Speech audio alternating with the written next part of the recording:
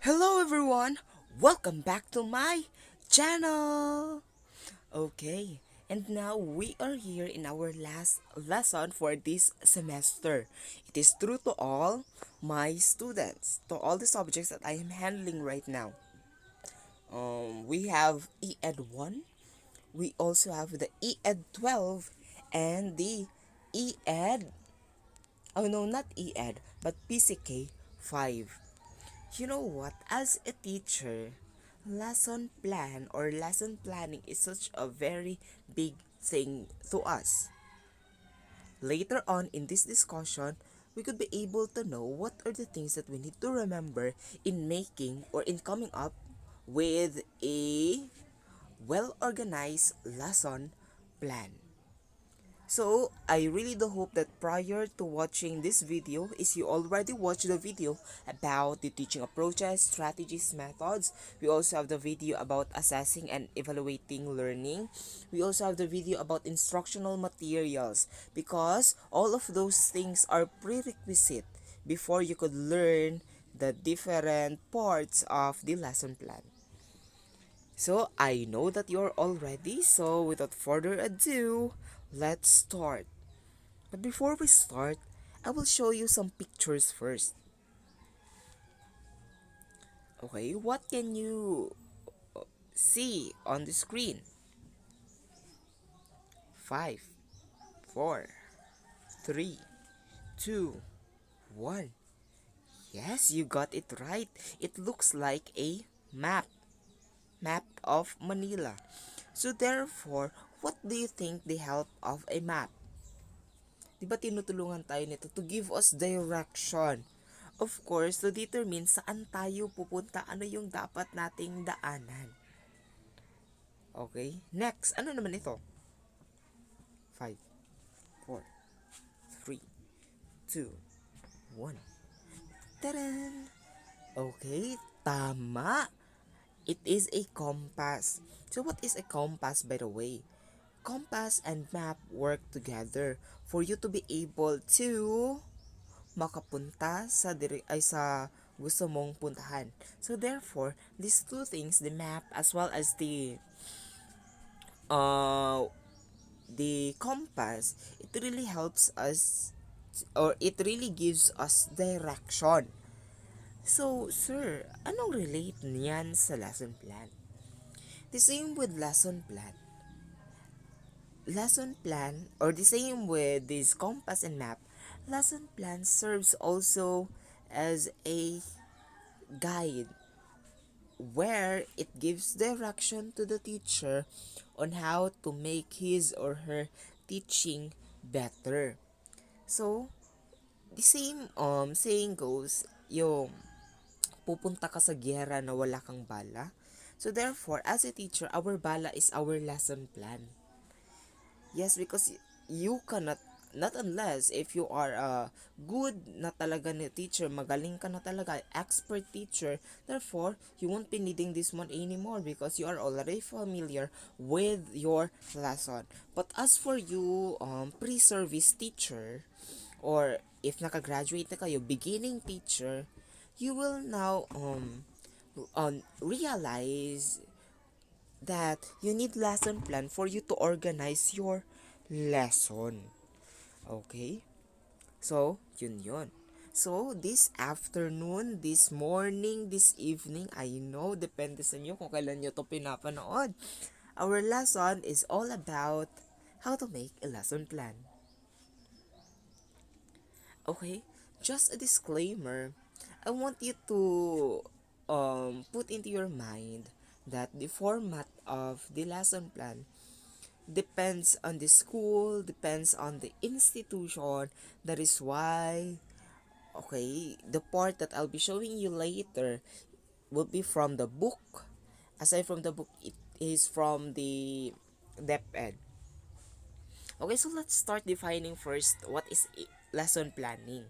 It is one way of planning instruction, way of visualizing a lesson before it is taught.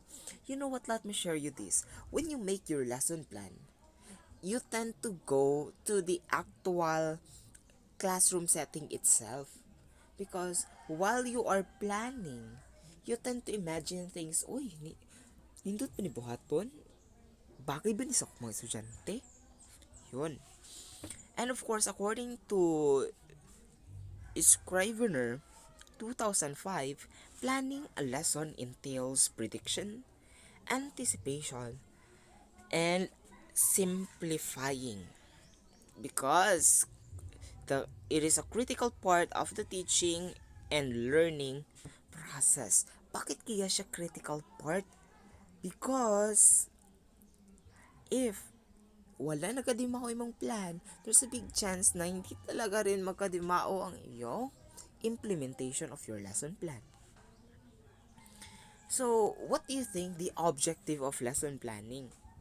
So, its main objective is of course for us to learn because it helps the teacher to set learning targets for the learners because we have parts later on of the lesson plan wherein we entails in specific or we entails specifically the objectives of our lesson, and of course guarantee the learners uh, we guarantee them that we will reach those targets that we set. Okay? And of course, we tend to ask ourselves, what is the importance of lesson planning? So we have here the importance of lesson planning. So let me just read some part. Allows the teacher to be more confident before starting a lesson. Because when you make a lesson plan, you already familiar with your plan. So therefore, you tend to be confident facing your students upon implementing the content of your lesson plan. So therefore, hindi ka nakakabahan, hindi ka na mag-iisip na, sumuna kong sunod buhaton, hala, sumuna kong sunod yaw-yaw. Because you already entails what are the things that you are going to do in your lesson. Because it is reflected in your lesson plan. And of course, aside from that one, lesson plans, it helps us to do metacognition. Why? Because we tend to reflect ourselves. Uy, na-follow ba to na ako ang plan? Alam mo, raglisimang ko. What are my strengths? What are my weaknesses? So, next. And of course, to facilitate learning and respond to learners' needs inside the classroom. Because if we just go directly teaching our students, we might forget to meeting the needs of the students. Ano ba yung kailangan nila sa classroom? Kaya nga meron tayong plan kasi sa plan, nakastate on what are the things that we need to do in order to meet the needs of the students. That is the importance of lesson planning. That is why here in our institution, we teachers are up to, of course, entail you the ways of making a lesson plan. And also we have here, okay, so we have, it helps the teachers to know their learners and teach what students need to learn, and therefore ensures, oh, tapos na natin yan, meeting the students' needs. And of course, it will really make us teachers to be what? Well prepared inside in our classroom. Because once you step inside the classroom, there's no turning back. That is why dapat handa ka sa giyera na yung pupuntahan. Okay, so well-prepared and well-planned lessons, ano ba ito? These are fundamental to ensuring the delivery of quality teaching and learning in schools. Because if you are not prepared, so therefore you are compromising the quality that you will give to your students. So, I included this question because I know some of you, hala, gagawa talaga kami ng detailed lesson plan sa field. Daily lesson plan. Yung semi-detailed lesson plan. Kapag nakapagtapos na kami. Well, actually, it is not the case. because newly hired teachers without professional teaching experience shall be required to prepare daily detailed lesson plan for a year.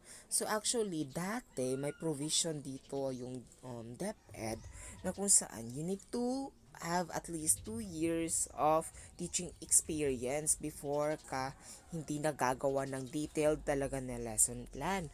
But ngayon pinababa nila only 1 year you will be making a detailed lesson plan, but it depends in your institution kung i-allow talaga kayo.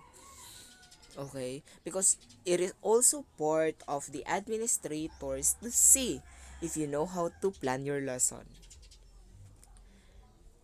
Okay, so if more than ka na ng 1 year, but it is of course depend on the advice of your administrator. Therefore, pwede ka na hindi sa DLP or Detailed Lesson Plan. Pwede ka na dun sa DLL or Daily Lesson Log. May format na yan. So, no need to make na. Just follow na lang. But it depends on the institution kung anong gagawin nila. Okay, so I really do hope nasagutan ko. That is why we need to make or to know how to make a detailed lesson plan. And now, dito na tayo sa parts of the lesson plan. So here, parts of the lesson plan. So we have 5 parts. So, of course, common lesson plan. So, it contains 5 parts. So, ito talaga yung pinaka-basic. Alam naman natin na marami ng format ngayon sa lesson plan. So, balikan muna natin yung basic because for us to understand the other versions of way of making lesson plan, we need to know first how to make the basic one. So, we have 5 parts. The objective, the subject matter, the procedure, evaluation, and assignment. So, isa-isahin natin yan. So, let's start with objective. So, objective or objectives, it provide goals to be attained. Ito yung target natin. Gives directions for class discussion. Call for what outcomes to expect. Diba, objective in Filipino, ito ay layunin. So these are the targets that we need to achieve at the end of our lesson. Because without these targets, therefore, parang useless naman. Nagturo ka pa kung wala ka namang target na gustong maabot. Yun. Okay, so part of course, of this, by making or in making the objectives of our lesson, we need to what? Remember the acronym SMART, or the specific, measurable, attainable, result-oriented, and timeliness. Okay, so therefore, we need to be specific with our objective. Baka naman yung objective mo pang whole month na, hindi yun. We need to be specific for a specific lesson. Kaya nga, you cannot do demonstration if your topic is broad. Dapat talaga hinimay na yan wherein you will be teaching the what? The specific one. Because nakalagay dito, letter T, time-bounded siya. So therefore, for example, you need to teach that certain lesson for 45 minutes. 45 minutes lang talaga. So dapat, within 45 minutes, na-achieve mo na yung objectives mo. So, ito na talagang pinaka-crucial na part. Paano gumawa ng objective? So, we have an example here. So, objectives. At the end of the lesson, the pupils must be able to, pupils yung gagamitin natin, kung elementary, at kung secondary naman, students na. So, we have 3 objectives here. But you could go beyond these 3. Pwedeng 4, 5, depende sa'yo. But, it is, pwede rin 2 actually. Pero here in our class, kailangan 3 siya. Because these 3 represents the 3 domains. Later on, i-discuss natin yan. So, we have A. Identify the major organs of the body. What do you think the topic of this one? Of course, or major organs of the body. B. Draw the major organs of the body. And C. Give the importance of the major organs of the body through reflective essay. Do you think it is specific? Do you think it is measurable, attainable, result-oriented, timeliness, or time-bounded? Okay, you got it right. Why? How could we be able to know if itong tatlong to pasok to be our objective? By knowing first the three domains. We have the cognitive, psychomotor, and affective. When we talk about cognitive, so ang verb na ginagamit niya more on identify, determine, list, at marami pang iba later on ipapakita ko sa inyo. Cognitive, it centers on the what? More on the knowledge, the comprehension, application, analysis, synthesis, evaluation. More on mental processes ito. So at the end of this lesson, the students could be able to identify the major organs of the body. And of course, we also have psychomotor. So psychomotor, so draw the major organs of the body. When we talk about psychomotor, it talks about what? Movement. So there is making use of our body. So therefore, if you draw, you are what? Making use of your hand. So yun. So preferably, of course, the activity of this one is we will let our students draw the major of organs of the body. Hindi naman yung pinaka-detailed talaga, but yung major parts lang ng each organ. Next, we also have the third one, the affective. More on, ano ito? Values. More on attitude, feelings, affection. Okay? So, hindi naman enough na napuno lang yung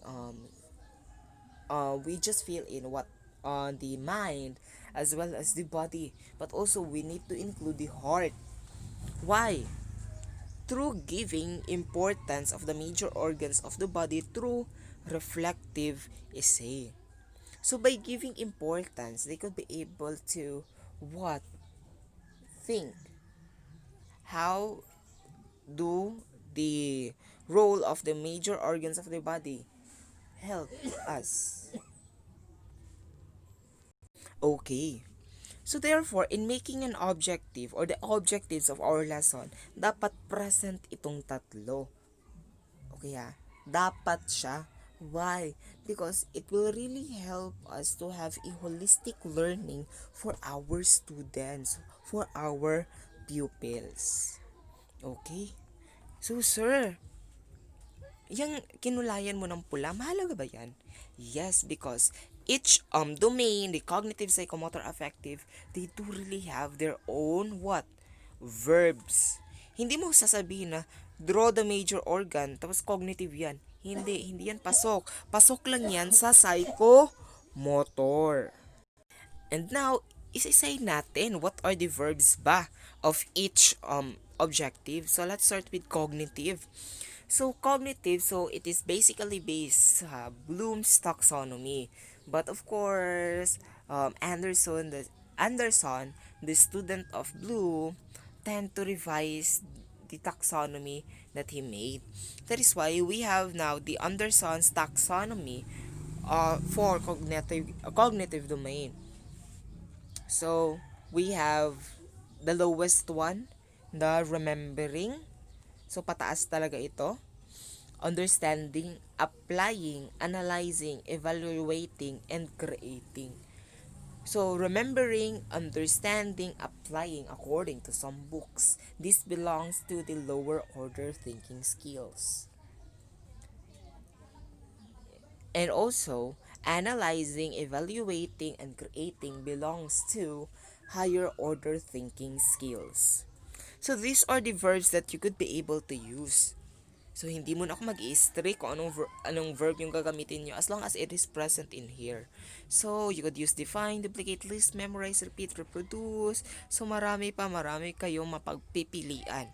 Because these verbs, of course, converge to one thing. That is more on the cognitive domain. Next, we also have the Cratwell's taxonomy. It is, of course, for the affective domain. So we have action verbs here for us or that we can really use in our objective. So, according to Krathwohl, di ba kanina kay Anderson, nag-start tayo sa remembering and we end to evaluating. Kay Krathwohl naman, we have receiving, responding, valuing, organization, internalizing values. So, ito naman yung sa kanya. So, ang mga baba nito, we have the list of verbs that you could use. Diba? Help, greet, discuss, read, join, follow. It is more on what? More on affection, diba siya? More on values. But also, you could add the words. For example, kanina, give yung sinabi ko, diba? Give the importance. So, by giving importance, it is some sort of giving value. Okay? By the way, you are not allowed to use what? In affective domain, you are not allowed to use the word or the verb appreciate. Why? Because it cannot be measured. So, always remember this smart in choosing the verb for your objectives. And of course, we have Harlow's taxonomy. It is of course for the psychomotor domain. The same with Anderson and Krathwohl. So, may anim itong classification ng taxonomy ni Harlow. We have reflex movement, fundamental movement, perceptual physical skill, non-discursive communication. So, we have the example of infinitives here. Infinitives lang yung example nito, but just remove the word to. Okay, you could use that one na. Okay. So, as what you can see, to gesture, waltz, endure, improve, catch, creep, slide, walk, run, grasp, reach, tighten, at marami pang iba. So, therefore, it really depicts what? Movement. So those are the objectives that you could really use for you to make a what? A nice and smart objectives for your lesson. That is why in making lesson plan, the first thing that you will do is of course to what? To make an objective. Okay? So next. And of course, subject matter. So the subject matter, it is the part 2. So topic, reference, materials, values, integration, strategy. So I have an example here. So of course, in subject matter, you need to specify your topic. Ano yung topic? So major organs of the human body. So of course, reference, the book kung saan ka nagbase, the page number, and also you may include if it is your reference is from the internet, include the website here. And of course, you may also include the author. And materials. So, the materials that you utilize. So, ayaw ko nang makabasa ng mga material. For example, cartolina, pencil pen. No. What are the materials, instructional materials that you use? For example, pictures of the organs, chart, puzzle. Yun. And of course, we have values integration. Sir, meron na diba sa affective? Nakalagay na dun yung values. But here, I really want to specify, I really want to know what could be the value that we could get out from your lesson.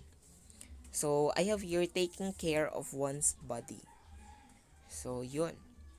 And of course, the strategy, we have the inquiry-based learning or inquiry approach. So, marami yan. So, please refer na lang to the teaching strategies, approaches, methods, and techniques. Marami kayong pagpipilian doon. Next.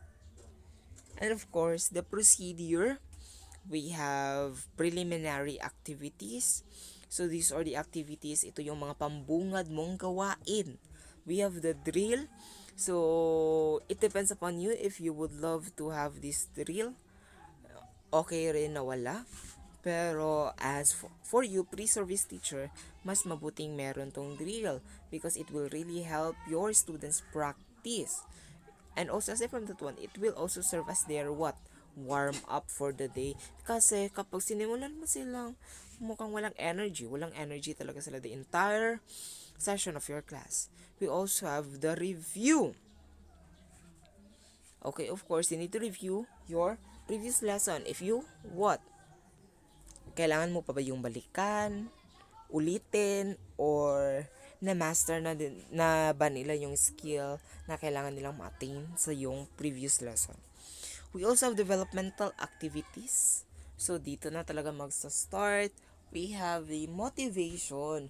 You need to what? Have this one. It should be what? Related to your lesson na talaga itong motivation. It could be in the form of question or activity. Next, after you motivate the students relevant to your topic for today, next is you will now present. So it depends upon you on how you are going to present your lesson. Be creative. And of course, under presentation, of course, setting of standards, mahalaga talaga to sa elementary, including also high school. Why? Because it is where we set standards. For example, you will ask your students, what will you do if the teacher is talking here in front? So of course, the students will say, magpuyo teacher, dili magpabadlo, maghilom, magsulat, magtanaw, maminaw. So you will now reply, can I expect all of that from you, class? Yes, teacher. So therefore, it is an agreement between you and the student. So therefore, it will really lessen misbehavior in your entire session. And of course, the discussion proper or lesson proper, we have discussion. And after you discuss, it depends upon you on what method that you will use. It could be deductive ba or inductive. And of course, now we have the generalization. Generalization, you tend to generalize. Pwede na dito ipasok yung values integration mo. How could we, for example, our topic is major organs of the body. How could they be able to what take care of the major of organs that they have? So therefore, doon na nila. So more on affective na talaga siya.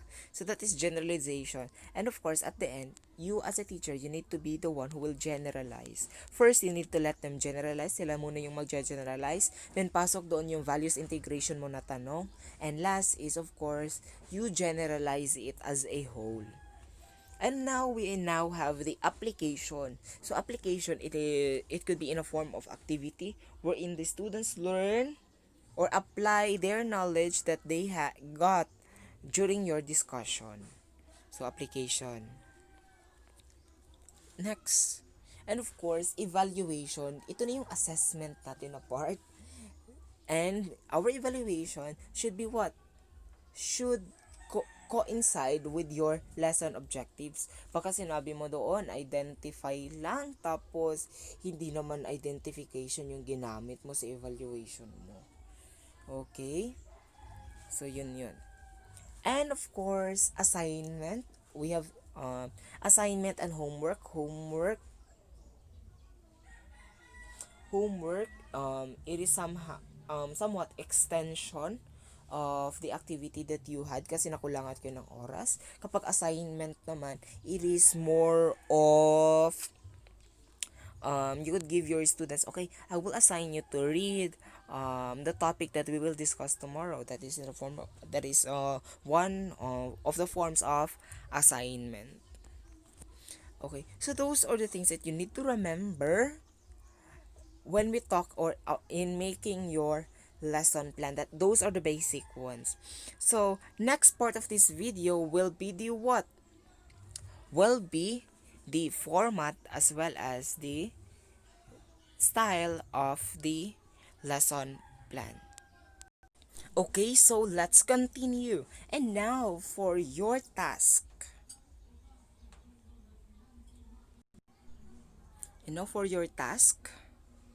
So the format. So I do have 3 formats here. So you could follow this one. So of course, paper size, it should be 8.5 by 13. So long. Of course, it is encoded. So orientation should be portrait. Font style should be Arial. Font size 12.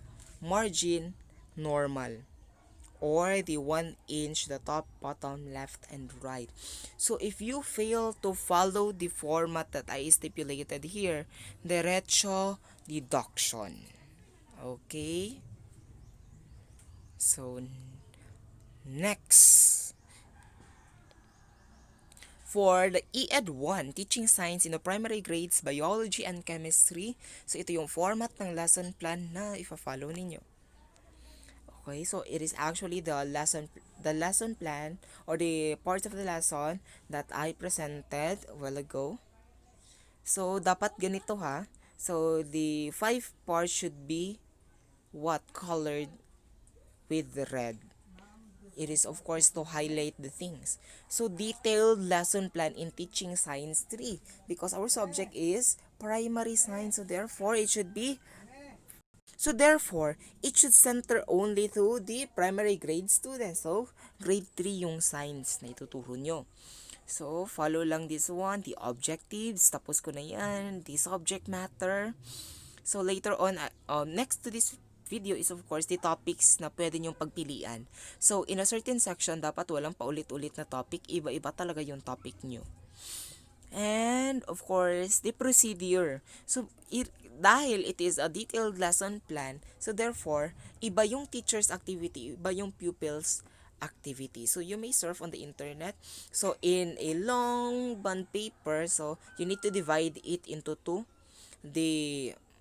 Okay, what do we call this one? The right side, I know, if you are facing the paper or the bond paper, the left side is for the teacher's activity and the right side is for the pupil's activity.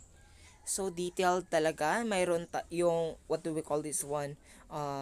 Expected na answer ng mga students. So, don't worry, I'll be sending you some examples of this one. And of course, preliminary activities, developmental activities, evaluation, and assignment. So, the last part of this one is of course, you need to write the list of members. Okay? So, if you have questions, drop your questions on the comment section below. So, topics in Science 3. So, choose among these topics. So, nakita ko na to sa curriculum guide. So, just, of course, search for this one. So, ito yung pwede nyo pagpili ang topic for your lesson plan. Okay? So, that is for my ED 1 subject. So, sir, bakit ito yung lesson plan? Why? I am actually planning it to have 5 E's. Kaso lang, I realized that I think it is your first time to make lesson plan. That is why let's go back to the basic. Okay, don't worry. Sa susunod na mahandilan ko kayo, iba na namang format ng lesson plan na ituturo ko. And of course, for ED 12, teaching PE and health in the elementary grades. So, ito yung format sa inyo. Iba ha? Iba yung format sa inyo. So, semi-detailed lesson plan lang yung require ko kasi third year na sila. Nakapag-demo na rin ito sila. I know, magagaling itong mga estudyante na to. Kaya semi-detailed na yung gagawin nila. So, for the first year, detailed muna yung sa inyo ha. Ito naman, third year na kasi sila, ED 12 class ko. So, therefore, they will make semi-detailed lesson plan in teaching physical education. So, okay, pasensya, may aso dito. So, still, we have 5 parts. Pero iba na yung part natin dito. We have the objectives, subject matter, materials, activities. We also have the remarks. So, isa-isahin muna natin. Iisa-isahin muna muna yung part nila. So, objectives, of course, it doesn't mean na PE yung tinuturo mo, PE na subject. So, kailangan psychomotor lang. No, we are aiming for holistic development. So, therefore, it should also contain what? Cognitive, affective, as well as psychomotor. So, always follow this format. And of course, for your subject matter, so of course, the main lesson or the activity should also be stated specifically. So, what specific skill is going to be learned or practice? So, ano ba yung skill na matututunan nila? For example, your topic is about games. Oh, yes, about games. Sa grade 6 yung mga may laro kasi. So, what do you think the skill is? Of course, you may include that one. For example, you are teaching your students with ballroom, folk dance, or even a simple exercise, dance, Zumba exercise. What do you think this skill na magigain nila? So, we have dance. And of course, the activity, you need to also include the activity that you will have. And of course, reference. Saan ba nyo ilalagay yung topic nyo dito? Dito nyo na lang ilalagay yung topic nyo. Katabi ng subject matter. Ilagay nyo na lang topic nyo dito. So, of course, your reference. So, you may add link or of course, the title of the book. And now, let's proceed to the materials. Ano ba yung mga material na gagamitin mo? For example, you are tasked to, your chosen topic is about locomotor and non-locomotor. Then, you are, of course, obliged to use materials such as balls, ropes, wands. Of course, you need to write that one here in the materials section. And now let's proceed to the activity. So warm up. So the same also with motivation. Warm up, it is a brief setting up activity of not more than 5 minutes duration in the elementary grades. So it seems like the get going activity or for body conditioning. For example, your topic is about, yun nga, locomotor and non-locomotor. So therefore, you need to set the mood first of your students kasi pag pinatakbo, pinatalon mo yan, mahirapan sila kasi hindi sila nakapag-warm up. And now, let's proceed to the lesson proper. So, it is the main lesson as indicated in the subject matter. So, of course, here, the skill to be learned or practice for mastery is again indicated, including the technique or strategy used. So, saan nyo ilalagay yung strategy nyo? Sa upper part lang. Sige lang, sa upper part lang nito. Kasi nga, unlike sa dito, di ba meron tayong section for strategy. Here in ED 12, your strategies should be included in the what? Dito. Dito mismo sa lesson plan. Okay? So, it depends upon you on what strategy that you will use. Kung ito ba yung tinatawag nating, yes, just of course refer first to the what? To the posted teaching materials, strategies, and also for teaching PE, pakibasa nyo yung material na sinend ko sa inyo. Mayroon dong mga ways of teaching PE na hindi ko nasama doon sa video. So, pakibasa. For example, ano ba yung method na gagamitin mo? So, is it whole part ba or part whole method? Yun. And of course, we now have the okay, so introduction and motivation. So unlike warm up, it could be your motivation or drill in such a way that you will ignite the feeling of your students. But here in the introduction and motivation, it is some sort of the presentation and motivating the students at the same time. And of course, the skill learning or practice. So, ano na ba yung mga gagawin nila? Ano ba yung skill na dapat nilang matutunan? So, depende talaga sa method mo. So, you will now present it to your students or ito na yung discussion na part. Next, we now have the activity. So, in activity, of course, it is the part where the students execute. For example, non-locomotor at locomotor yung topic mo. So, therefore, here in the activity, after you discuss it in the skill learning or practice, here in the activity, ito na yung activity ng mga students wherein they will what? Execute, or aside from executing, they tend to practice, do an activity related to the locomotor and non-locomotor. And of course, quieting activity. Quieting activity is the part, or it is sometimes called as the relaxation part, wherein the students will what? Tend to relax. It is some sort of cooling off period for the students. Of course, nakakapagod kaya yung mga activity na ginawa. And also the evaluation. So it should be based on the objectives. So therefore, always remember that your assessment evaluation should hit your target, should be connected to your objectives. And of course, remarks and agreements.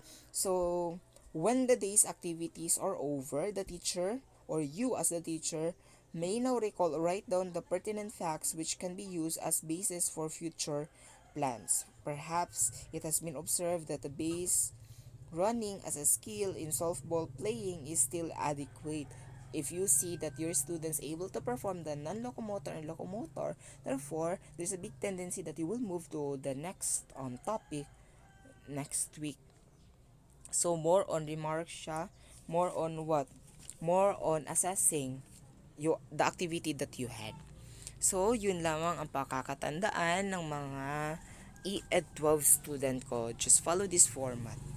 Okay, if you have questions, just leave in the comment section below. Next, and of course, for PCK 5, facilitating learner-centered teaching. So, of course, detailed lesson plan in, dalawa kasi yung nahandilan ko. I do have BEd and BSEd. So, here. So, depende kung ano yung, of course, English talaga yung subject nila. Sa BEd, okay, pag-uusapan pa namin yan. So, we have here 7 parts. So, detailed yung gagawin ninyo. So, we have the objectives, content, learning resources, procedures, assignment, remarks, reflection. So, in objectives, of course, at the end of the class period, the pupils must be able to change the class period to lesson. Pwede rin, at the end of the lesson, the pupils must be able to A. Content standards. B. Performance standards. C. Learning competencies. So, actually, sa aking mga estudyante, in PCK 5, pwede na kayong hindi gumawa ng, ano bang tawag dito? Ng objectives.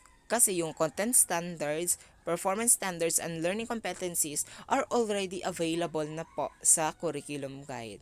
Tignan nyo lang po ang curriculum guide. Makikita nyo na po yung content standard, performance standards, at learning competencies. Okay? And of course, number 2 is the what? The content. Ano ba yung ituturo mo? Or short, ano ba yung topic mo? Next, the learning resources. Ano ba yung learning resources na gagamitin mo? Gagamit ka ba ng chart, ng puzzle, ng pictures? Anong specific picture? Next, of course, the procedure. So, the same with others. We have teacher's activity and we also have student's activity. So, we have 3 parts actually. Ano ba itong 3 parts na ito? We have the before the lesson, we have the lesson proper or during the lesson, and we have the after lesson. So, before the lesson, ano ba to? This is the lesson opening or the beginning of lesson implementation. Before the actual lesson starts, the teacher can do a variety of things including but not limited to the following. So, ito yung mga activity na pwede mong gawin before the lesson. We have review the previous lesson or review. We have clarify concepts from the previous lesson. You may now, of course, introduce now the new lesson. Inform the class of the connection between the old and the new lesson. Some sort of motivation to. They state the new lesson's objective as a guide for learners. Okay. So, one of the principle pala of making an lesson plan is, of course, to introduce your objectives to your students. So, yun yung mga activities that you could do before the lesson. So, don't forget to, of course, put the strategy, the technique, the method that you are going to use. Kasi wala na tayong special section dito for strategy eh. It should be included na, it should be written inside the procedure for me to determine kung ano yung strategy na ginamit nyo. So, of course, before the lesson, so it is your time to check the learner's background knowledge of the new lesson. So it could be your warm up, start up activities. So it depends upon you on what activities that you will do. But you could use or you could base your before the lesson in the previous the previous format that I introduced. So it could be you could include the preliminary activities as well as developmental up to the presentation of the topic. So kung ito yung before the lesson, ito yung mga kasali dyan. Okay. Next, when we talk about during the lesson is of course discussion proper or lesson proper na talaga ito. So it is the time when you explains, models, demonstrates, and illustrates the concepts, ideas, skills, or processes that students will eventually internalize. Okay? And of course, you need to include also the after lesson. What do you think the what? The after lesson activities. So if our before the lesson is the start up and warm up, our after the lesson is the what? The wrap up activities. So of course, it should start from generalization, also your application, pwede na, pasok talaga na dito sa after the lesson. So don't forget also to write the name of the activity or the technique that you use. Aside from that one, after the lesson, provide a summary of the lesson. So generalization na. And of course, the closing is meant to reinforce that the teacher has taught and assess whether or not learners have mastered the day's lesson. So, kung kanina, isa talaga natin yung part dito, mukhang minerge niya na into 3. The before, the during, and the after lesson. And of course, after that one, by the way, in after the lesson, don't forget to include the evaluation. You need to include the evaluation dyan na part ha, your quiz. And of course, after the procedures, now, for your assignment. So, it depends upon you what will be your assignment, if it is for your next topic ba or related pa rin sa iyong tinuro. And of course, your remarks, sinabi ko na kanina, so you tend to note what are the things that your students did. So, it could be in the bullet form. And of course, kung achieve mo ba yung objectives mo, so it could be put in the remarks. And of course, reflection. So ano yung reflection mo? Just a brief reflection. So detailed lesson plan ito ha. It should be teacher as well as students activity. So for you to be able to know what are the things that you need to include here in the before, during, after, kindly refer to the previous or to the topic that I presented a while ago about the parts of the lesson plan. So those are the things that you need to remember, of course, in making your lesson plan. So I already explained the format. That is why you need to be guided by it, because if you will not follow the format, therefore it seems like you already made your lesson plan. Okay? So as for the topic, so we will just discuss that together with your group leaders. I really do hope you learned something out from this discussion. It took more or less 50 minutes, so therefore you need to watch from the start to finish. Okay, thank you so much for watching. Don't forget to like and subscribe on my channel. By the way, this is Sir Mark.